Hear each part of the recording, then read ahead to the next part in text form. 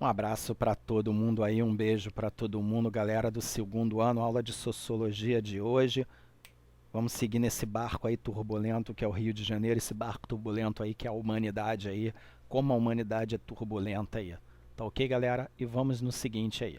Bom, primeira coisa nós vamos falar da questão de choque, tá? De conflitos sociais culturais da sociedade e esse choque aí de duas ideias, de duas oposições que ligam justamente ideologias e pensamentos diferentes, justamente que é a espécie, que é a raça humana aí. Então nós temos que tentar entender o seguinte, segundo Karl Marx, essa grande teoria aí, dessas ideias, dessas batalhas de pensamentos, de ideologias sociais, elas propõem que os sistemas sociais são essencialmente divididos, né? Então, o que o nosso tio aqui em cima fala, né, o nosso tio Marx fala, ele fala que a sociedade ela é dividida em opiniões. É óbvio, evidente, que todo mundo tem que ter a sua opinião. Só que a crítica dele é justamente o seguinte: a crítica dele é que essa divisão ela não é positiva, porque essa grande divisão ela não leva aos avanços sociais as quais a sociedade merece e a sociedade ela precisa. Tá ok? Bom, uma das críticas dessa grande divisão no pensamento desse autor é falar justamente sobre a questão dos proletariado e dos burgueses, que ele fala ali das camadas dos trabalhadores, justamente que vendem a sua força de trabalho, justamente por conta de um salário, e essas camadas, esses burgueses, dominam esses proletariados ali e têm um controle já que são pessoas mais baixas da sociedade e que precisam trabalhar. Realmente, nós precisamos trabalhar, nós precisamos buscar o nosso sustento. Então, em cima dessa ideia, em cima dessa visão, nós começamos a perceber que a crítica dele justamente é falar sobre os frutos dessa grande desigualdade que nascem através dessa violência de pensamentos ideológicos que separam a sociedade nesse exato momento aí. Tá ok? Espero que vocês estejam entendendo aí o que eu estou passando para vocês, tá bom? Dúvida? Meu e-mail tá aí para vocês tirarem qualquer tipo de dúvida aí, mas estou tentando falar da maneira mais nítida aí. Bom, primeira coisa que nós temos ali é o pensamento do eu estou certo e eu estou certo. Ponto número um é da natureza humana discordar. Por isso nós temos dentro da sociedade várias ideologias, vários pensamentos e várias posições no que se fala da cultura, do que aquilo que é cultural. Nós temos justamente essas ideias aí. Então discordar é necessário, tá? Discutir é necessário, tá bom?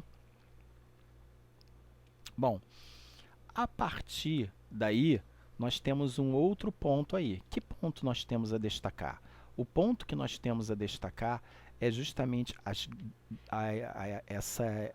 esses grandes movimentos na sociedade que separam a sociedade, que fazem com que a sociedade ela não chegue justamente em harmonia aí. E aí vocês estão vendo essa imagem, o Estado utilizando a força para tentar justamente acabar com um momento de rebelião, talvez uma rebelião imposta por causa de um movimento ou vários movimentos que tem vários pensamentos ali. Pode ser um movimento de reivindicação, que é um direito de cada um reivindicar pelo um direito, ou pode ser um movimento de baderna. Então, assim, a força do Estado ela é utilizada dentro dessa análise aí, de como utilizar a sua força, tá? Isso a gente vai discutir depois, não agora, sobre a questão do papel do Estado e a força que o Estado tem dentro da sociedade. Bom, a partir daí nós temos a diversidade cultural dos grupos sociais. Bom, essa diversidade cultural dos grupos sociais é atribuída no seguinte: na sociologia, a diversidade cultural diz respeito à existência de uma grande variedade de culturas que estão dentro dela. Há vários tipos de manifestações culturais dentro dessa sociedade, tá? Como linguagem, dança, religião, vestuário, tradição. a sociedade, ela tem essa questão aí importante, essa grande diversidade cultural aí. Então esses elementos de identidade cultural, eles estão ligados à cor, raça, religião, à língua, à música, manifestação, a livros, à gastronomia, a usos e costumes, a fatores históricos. Então esses elementos de identidade cultural, eles fazem parte dentro dessa sociedade a partir desse exato momento aí, tá ok? Vamos lá.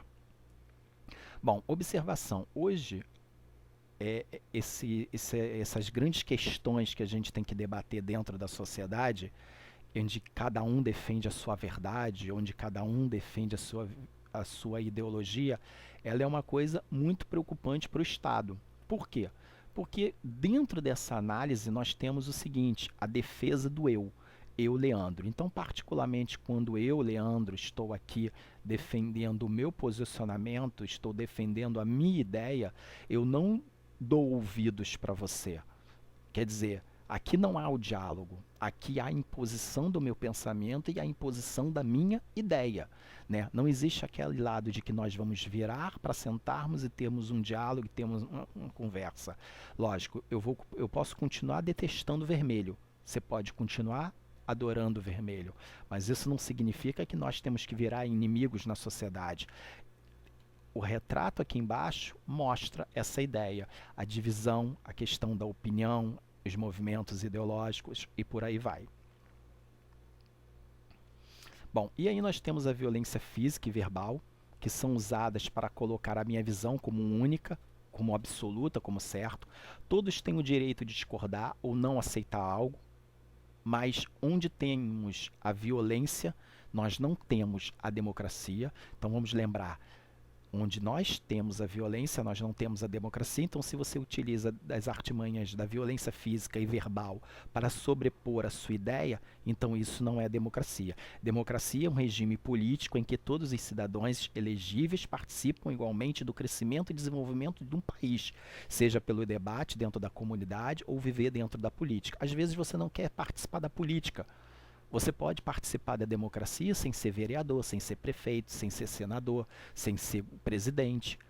Você não precisa justamente participar da política dentro da política. Você pode participar do processo de debate dentro da sua comunidade, no seu condomínio, nas reuniões de condomínio. Você pode discutir assuntos ligados à política. Lembrando que o tio Léo sempre fala para vocês, existe a diferença muito grande entre partido político e entre política. Política se discute sim. O que não se discute é partido político. Quando você senta com pessoas na mesa para defender ideologias de partido político, ideologias dentro dessa natureza, né, cada um levanta a bandeira do seu partido dizendo que está certo, isso daí não é democracia, isso daí não é uma discussão, isso daí não é um debate político. Política se discute sim, partido político não. Então a gente tem que separar, nós temos que separar o que é partido político do que é política, o que é vida política e o que é justamente partido político. Nós temos que separar isso. Quando o brasileiro separar partido político de política, aí talvez nós vamos dar o primeiro passo para o país crescer. Bom, no dia 5 de janeiro de 1989, a Lei de 7.716, que define os crimes resultantes de preconceito racial, foram criadas no Brasil. A legislação determina a pena, justamente eu não coloquei aqui agora, não lembro agora de qual, o período ali que você tem ali, quantos anos você fica preso por crimes ali de racial, tá? Eu não lembro agora de qual e eu também esqueci de colocar aqui agora. Na próxima aula a gente discute sobre essa questão. Mas a legislação ela estabelece isso, preconceito, a raça, a cor, a etnia, a religião, ela justamente ela é combatida pela Lei 7.716 de 1989. Então isso é crime, preconceito racial é crime no Brasil, tá ok? E não tem fiança, tá? Lembrando aí, crime de racismo não tem fiança, tá bom? Isso daí vai para o julgamento direto aí. Bom, vamos lá, galera. O debate de desigualdade leva a um tema importantíssimo aí, tá? Que é um tema justamente que marca a nossa trajetória. Marca o quê? Marca essa análise de que o mundo vive conectado, as informações chegam mais rápidas, elas chegam rápidas demais e com isso também vem os perigos na rede, vem as informações justamente sem dados, tá? Vem as informações justamente desencontradas, vem as fake news, tá? Porque as fake news são notícias 100% falsas. Informações sem dados ou desencontradas, elas são informações totalmente misturadas, tá? Elas têm meia verdade ali, mas não tem a verdade total. As fake news são 100% mentira de um determinado assunto, tá? Bom, e outro ponto de vista, tá? Que esse mundo conectado, ela pode incentivar o ódio, promover a violência através das redes, manipular as informações a seu próprio favor. Então nós temos que tomar cuidado com a rede. Temos que usar a rede a nosso favor. Temos que utilizar a rede para um processo democrático, não utilizar a rede para um processo particular ou seus fins próprios aí, como muitos partidos políticos fazem com interesses seus, interesses do partido, não interesses da nação, não interesses do bem comum, não interesses do bem-estar social, tá ok? Então, a partir daí, nós temos um processo econômico e social que estabelece a questões justamente cultural de cada país, de cada nação. Esse processo justamente ele está caracterizado a partir dessas ideias de como essas informações elas vão chegar, a velocidade que ela vai chegar, o capitalismo ele se aproveita desse grande desenvolvimento e esse capitalismo ele busca novos mercados para esse consumo, por isso ele utiliza as redes, ele utiliza a internet, ele utiliza a rapidez das informações hoje a seu próprio interesse. O capitalismo ele precisa justamente disso. É importante destacar essa conjuntura, esse ponto de vista, tá? E nós temos essas grandes características aí desse mundo acelerado. Esse mundo acelerado, justamente, ele é o aumento da velocidade no processamento das informações. As informações chegam a qualquer momento aí, tá? Pra gente. Muitas vezes as informações, como eu falei, elas são fake news, chegam de uma maneira desencontrada, mas elas chegam. Eu estou aqui com meu celular agora na mão, recebendo um monte de informações que eu não sei nem se é verdade ou não, mas elas chegam a qualquer momento, seja pelo Instagram, seja pelo WhatsApp, seja pelo uma rede, não importa por onde, mas ela está chegando aqui agora, pela minha caixa de e-mail, não sei, mas ela está chegando a qualquer momento. E a toda hora você está sendo bombardeado por várias informações, como mostra aqui, tá vendo? Esse quadro aqui, ele mostra justamente isso aqui, tá? Ele mostra as informações que estão chegando a você a todo momento e você está sendo bombardeado aí. Bom, outro ponto de vista é que as máquinas ocupam cada vez mais o espaço do homem. É óbvio, evidente. Primeiro que máquina não reivindica, máquina não pede 13º, máquina não pede aumento de salário. Por isso que o investimento do capitalismo não é no ser humano. O investimento do capitalismo é nas máquinas. Esse é o grande ponto. O capitalismo ele investe nas máquinas, ele não investe no ser humano. O ser humano ele apenas vende a sua força de trabalho, só isso. Mas ele não investe 100% no ser humano, tá? E permite o desenvolvimento precoce de jovens, quando ali você começa a comercializar ideias e serviços interessantes. Então, quer dizer, o capitalismo selvagem ele manipula a juventude, ele manipula os jovens ao consumo, ele manipula os jovens a não buscar as informações necessárias para o crescimento, para o conhecimento. A área do conhecimento, da pesquisa, ela fica atrofiada para esse jovem, principalmente os jovens de baixa renda, os jovens mais pobres, eles sofrem com esse capitalismo selvagem, tá ok? Esse é um grande ponto. E dentro desta lógica, nós temos a divisão da subcultura, Tá? O que é a subcultura?